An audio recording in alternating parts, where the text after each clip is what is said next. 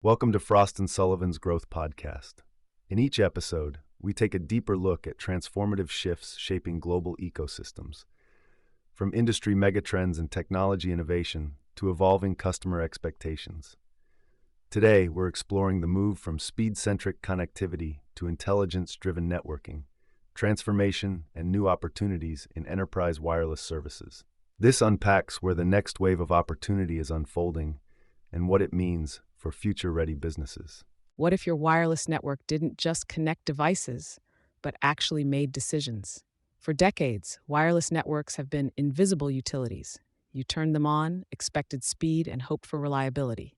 Providers competed on coverage, bandwidth, and cost per gigabyte. But something fundamental has changed.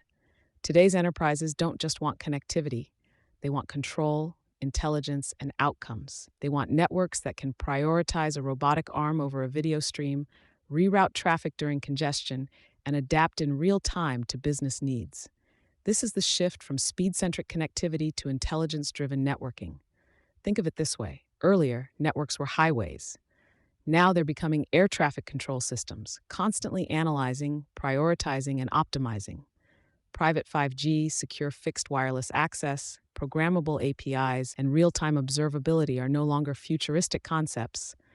They're becoming table stakes. And with that, the network is no longer static infrastructure. It's becoming the operational brain of the enterprise.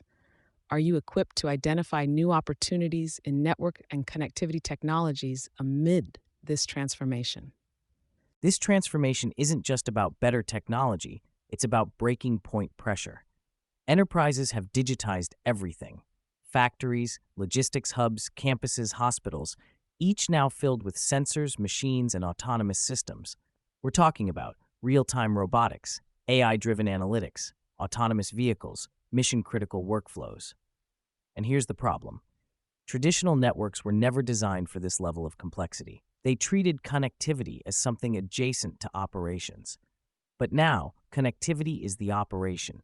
This is where technologies like 5G standalone, network slicing, multi-access edge computing, AI-driven network management start to matter, not individually but together. They enable ultra-low latency in decision-making, localized compute at the edge, application-aware traffic prioritization, and dynamic performance tuning. The result? Networks that don't just support workflows, they directly influence performance, efficiency, and business outcomes. The question then is, do you have the right mix of technologies to better orchestrate your networks? For telecom providers, this shift is massive and a little uncomfortable. Why? Because traditional revenue models were simple: sell bandwidth, charge for usage, scale coverage. But today, that model is plateauing. Now growth lies beyond connectivity.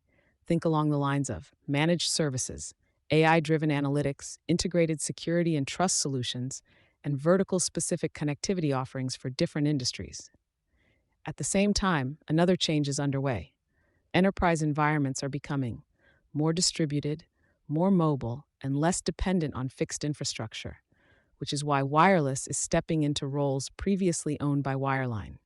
Technologies like fixed wireless access and wireless WANs are becoming primary, backup, and hybrid connectivity solutions. All of this forces providers to evolve, from connectivity vendors to solution orchestrators. The winners will be those who build AI-first, vertically integrated offerings tied to business outcomes, not just network performance. So which growth processes will help you move from selling pure-play connectivity to intelligence-driven networking? Let's talk numbers, because they tell a very clear story. Enterprise wireless growth is no longer concentrated in just connectivity. It's spreading across an entire ecosystem. Fixed wireless access and wireless wide area network, projected to reach over 352 million by 2030. Private 4G and 5G, a market approaching $8 billion. 5G network APIs, estimated to reach $18 million by 2030. Partner-driven enterprise 5G, set to grow at a 20% plus growth rate. Open and virtual RAN, expected to exceed $45 billion by 2029.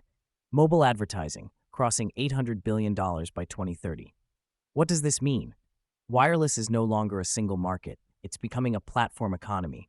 And value is shifting toward programmability, ecosystem partnerships, application-level intelligence. In simple terms, the network is no longer the product. It's the foundation for multiple revenue streams. The important question is, do you have the analytical tools to measure the ROI potential of emerging network and connectivity technologies? So, how do providers stay competitive? It starts with one critical mindset shift: monetize intelligence, not access. Here's what that looks like in action: AI driven automation, networks that predict failures, optimize energy use, and self heal in real time. Hyper personalized services, using machine learning to create dynamic pricing and tailored offerings. 6G and physical AI readiness, preparing for networks that integrate sensing, communication, and real time action. Built in security, zero trust architectures, and automated threat response from day one. Data standardization, collaborating across ecosystems to make data usable, shareable, and scalable. This isn't just about efficiency, it's about reinventing the value proposition. The providers that succeed will look less like telcos and more like AI powered digital platforms. And here's where things get even more interesting. Enterprises now expect connectivity to behave like software: instantly provisioned, dynamically priced, continuously optimized. Several forces are accelerating this momentum. 1. The promise of 6G. Networks will merge sensing, compute, and communication, becoming real-time nervous systems for physical AI. 2. Democratization of AI. Advanced AI tools are becoming accessible, enabling automated network operations and predictive management. 3. Cost pressures. With slowing growth in core services, providers must automate, virtualize, and optimize energy usage to protect margins. 4. Predictive incident management. In sectors like healthcare or finance, downtime isn't just inconvenient, it's catastrophic. 5. Increasing complexity. Hybrid cloud, software-defined networking, edge computing, everything is getting harder to manage. The opportunity? Providers who can simplify this complexity will dominate. Let's bring this down to execution. 5G network slicing and APIs are powerful technologies, but only if they're usable. The key? Turn them into products, not projects. That means standardized APIs, developer-friendly tools, clear service-level agreements, tied to business outcomes, and transparent pricing. If not, 5G network slicing will remain stuck in pilot modes.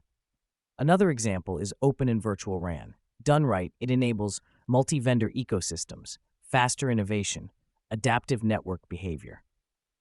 But this depends on clear integration ownership, strong interoperability standards, built-in security and compliance, energy-efficient designs, because openness without control leads to chaos.